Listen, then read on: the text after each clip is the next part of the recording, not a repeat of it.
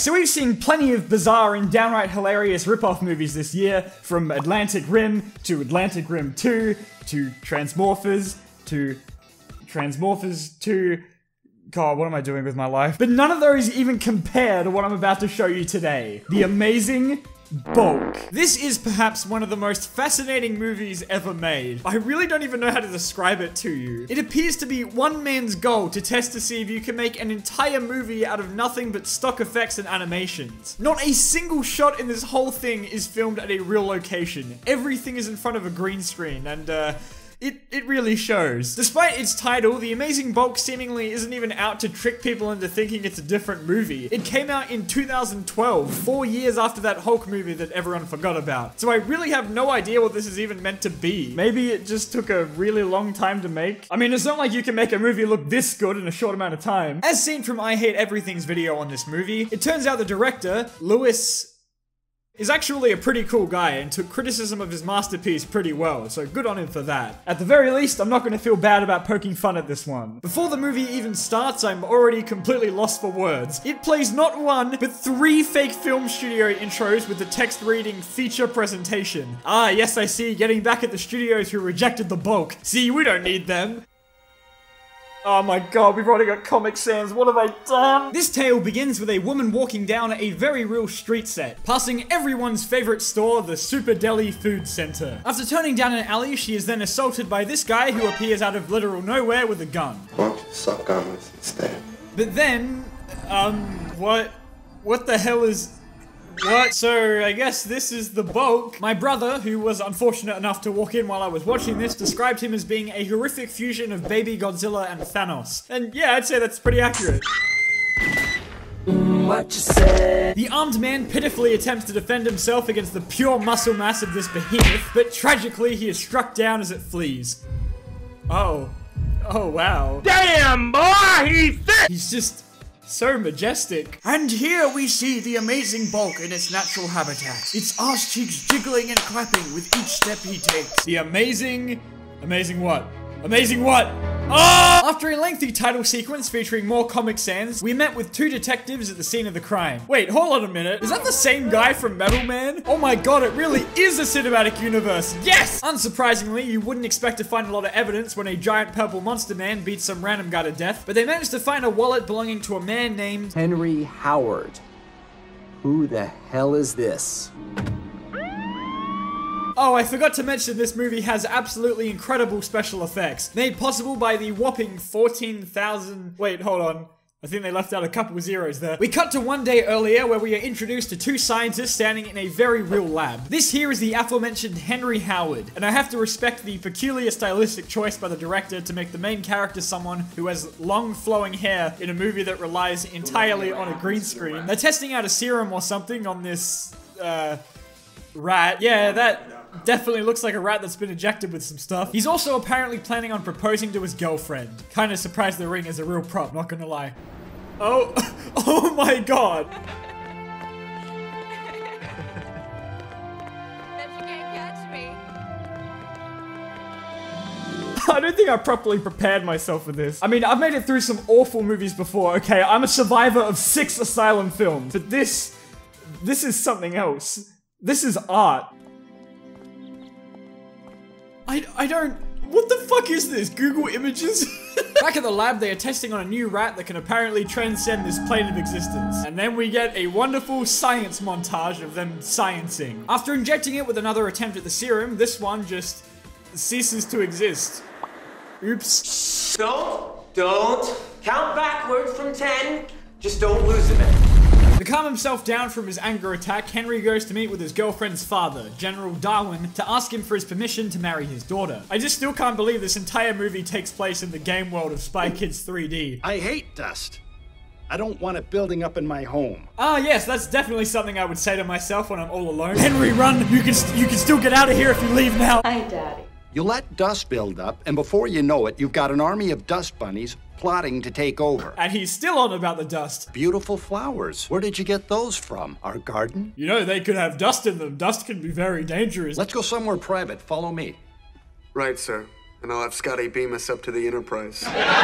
Henry tells the general his plans for his proposal, and I'd say he takes it pretty well. You knock up my little girl, is that it, huh? Whoa. So what I understood from the preceding 10 minutes of yelling is that the experiments Henry is doing are being funded by this guy, and he's frustrated by the apparent lack of progress they're making, and probably also the constant requirement for rats. Henry then storms out, likely not wanting to listen to another 10 hours of dust facts. And now we're in, like, a medieval castle? What?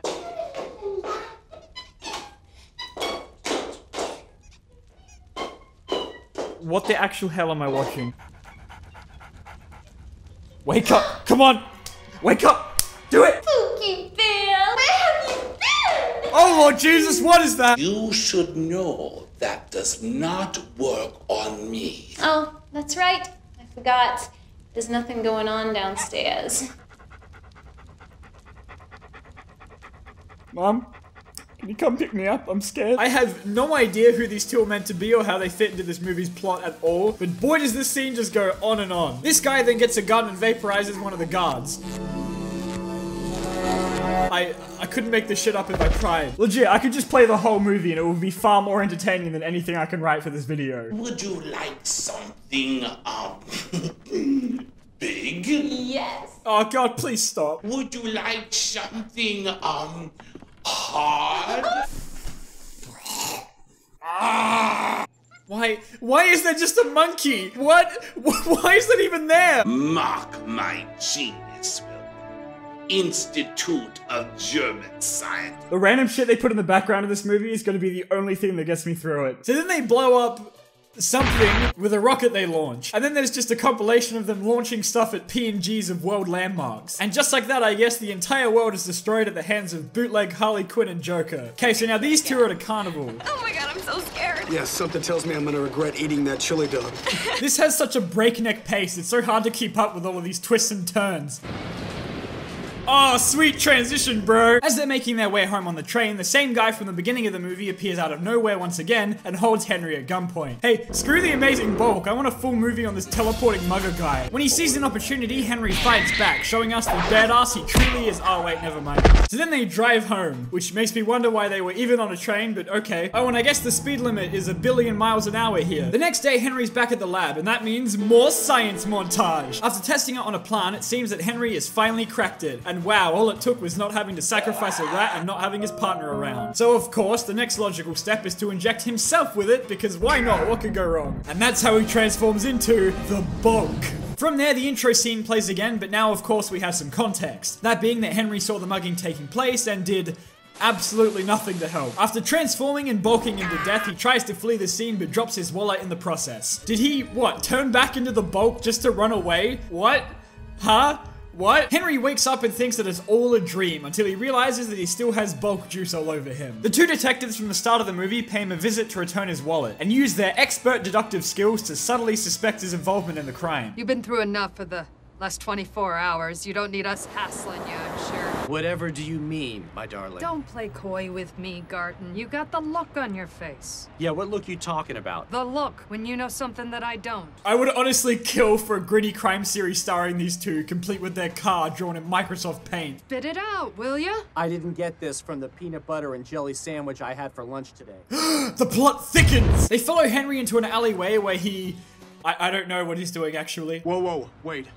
It's not what it looks like. Like I said, they always come back to the scene of the crime. We're gonna have to take you down to the station. I don't think that'd be a good idea. I really don't get how him being here is evidence enough to arrest him, but hey, I'm not the cop here. You don't want to do that.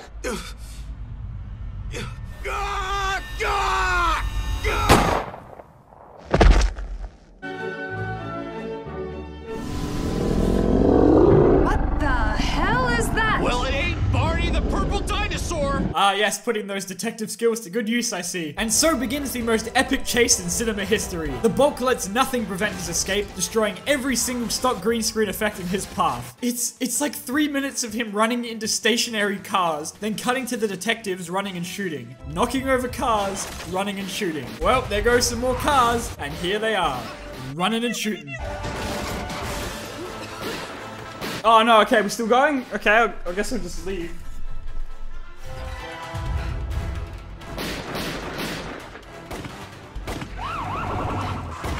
Look out! Okay, what'd I miss? Oh, no, they're still running, alright. Okay, no, can we just stop there for a sec? Was that... Did they just paint a guy purple? Oh, now the bulk is sad because they replaced him with a practical effect. It's okay, big guy. We've still got half an hour of this left. Things obviously get much easier for the detective once Henry turns back to normal. So he ends up in prison for his heinous crimes against Shutterstock's entire library of products. I'm gonna make sure you rot hell, freak! Yeah, dude, I'm pretty sure you can't do that. That's called murder or something. What's up, Doc?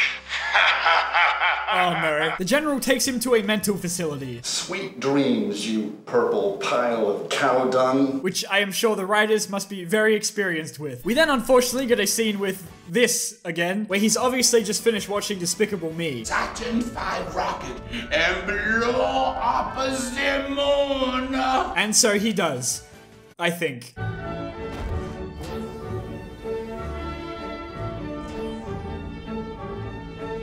Alright, yeah, no, I don't even know what to say anymore. This can't be real. I'm clearly hallucinating all of this.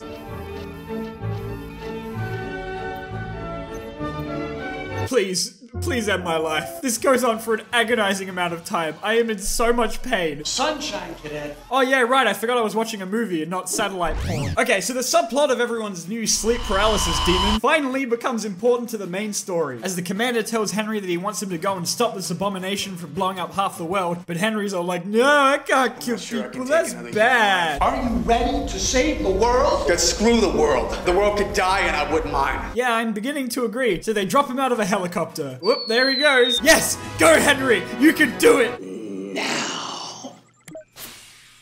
What? We're just not gonna talk about the random leprechaun then? Oh, okay. Oh god, guys, run! He's here!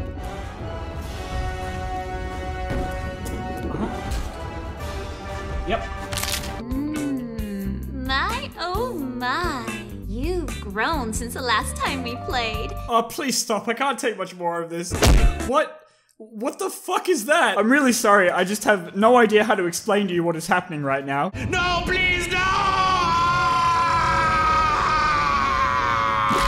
Oh, okay. There he goes, I guess. Ooh, but then it turns out the general betrayed him and he tries to kill him and stuff. I literally don't give a shit what's going on at this point. Okay, so remember before when I said that was the best chase scene ever? I was wrong, because this is. So clearly they bought like a fuck ton of extra assets that they didn't need. So they decided to get their money's worth by stuffing them all at the end, even if it didn't make any sense for them to be there or not. And this is the result. So there's an archer, a kangaroo and koala, flamingos. What? Yep. Oh yeah, that's a lizard on a laptop. Soccer girl. That's a pirate ship. Okay, they're not even trying at this point. Zeus. Ah, yes, right, okay. That is a flying dog! And then they nuke him. Thank God. Somehow, though, he survives and makes his way back to his girlfriend's house to propose to her. Do I really want to know where he was keeping the ring when he was the bulk, or... But then the general appears and they both fall off the balcony and die. Yay! Oh, they're actually dead, I guess. Cool. No, not my guy, Henry! Hank. Howard! The detective shows up one final time to gloat over Henry's grave. I hope you're in hell! Yeah, that's totally his voice. Oh. Alright. Well, that was an awfully depressing ending. Hank dies, the detective loses his partner and turns to alcohol to cope. The girl loses both her fiancé and her father in the same night. And the amazing bulk is alive and out there somewhere because not even death can stand in the way of those cheeks. And the credits are in Comic Sans. God, why? I think it's safe to say that this is the best and worst movie I've ever seen. To be totally honest and unironic for a second, the absurdity of it all was super entertaining at first, but as it drags on and you adapt to the fact that this movie actually exists, by the end you're just begging for death at the hands of a giant fat purple man. Okay, yeah, it was a satellite sex that killed it for me. I paid for this! I paid real money for this! So that was the amazing bulk. Man, am I glad I watched that. I think it's safe to say that there is nothing quite like it. You can throw as many millions of dollars at a movie as you want, and it still won't be as memorable as whatever the hell I just watched. I mean, at least the title didn't lie. The movie is amazing, and there is a bulk. So I'm satisfied with my purchase. Okay, so heads up, the rest of the video from here is a promo for my new Patreon page. That's right, I finally made one, but I'm not trying to trick you into watching it or anything, so if you don't care, you can just scoot on out of here, that's all good. Thank you so much for watching up until this point. To all three of you left, hi, my name's Adam, and I make... I make videos. And like most people, I like money. I like money so much, in fact, that I'm here to ask you for your money.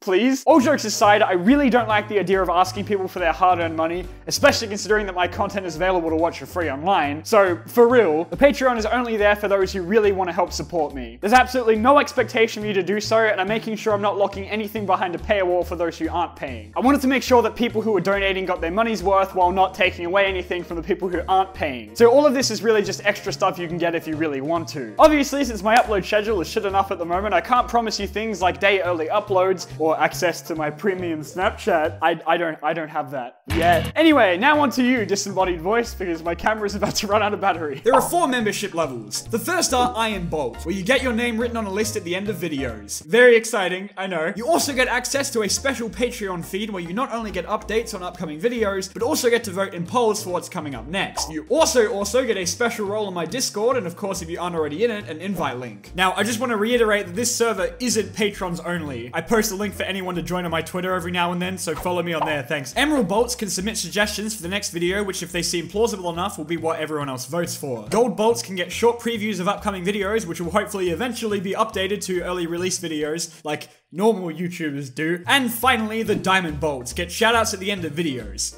Like vocal ones. Boy, can I not wait for all of the offensive usernames people are gonna use. Once again, I'll most likely make changes to it and add new rewards and tiers as both the channel and the page develop. Now, the most important thing I wanted to mention is an idea I was super excited to share with you guys. I thought, since I'm far from being in a position of needing money per se, that I'd match 10% of whatever monthly earnings I receive and donate it to a charity of your choosing that you can vote for in monthly polls that I'll post in the Patreon feed. And I'll keep this up for as long as I financially can. I want to make it clear that I won't be using the donations I receive to do this, but my own money. Since then this idea would be kind of null and void, because then you could just donate money to charities if you wanted to. So basically, if I get like $50 a month, that's $5 a month to charity. I also requested the services of the wonderful Marcella Kiwi to do the art for the page. They're the same person who did my channel avatar, if you couldn't tell. And they wanted me to let you know that they have commissions open. So they'd love people to buy some of their art if you're wanting to. Big thanks to them for making the page look so pretty. My attempts to do so were bad. I am planning on doing YouTube full-time next year, and with things like Copper and whatever other dumb shit YouTube has around the corner for us, I thought I'd finally get off my ass and make one. So yeah, if that sounds like something that interests you, I'll leave an info card and a link in the description if you want to check it out. And I'll do my best not to spend any more time aside from a brief mention plugging it from now on. I promise. I don't know, Patreons kind of feel obligatory when becoming a real YouTuber, so bam, I guess I'm one step closer to doing that. Next up, drama alert. Anyway, that's all from me. Thank you all so much for watching my dumb videos throughout all of 2019. It's been an absolutely amazing year for the channel. I hit 2 of my biggest milestones within the same year, which I never thought would be possible. I cannot wait to keep making the best content I can in 2020. God, that sounds so futuristic. See you all next decade. Get it?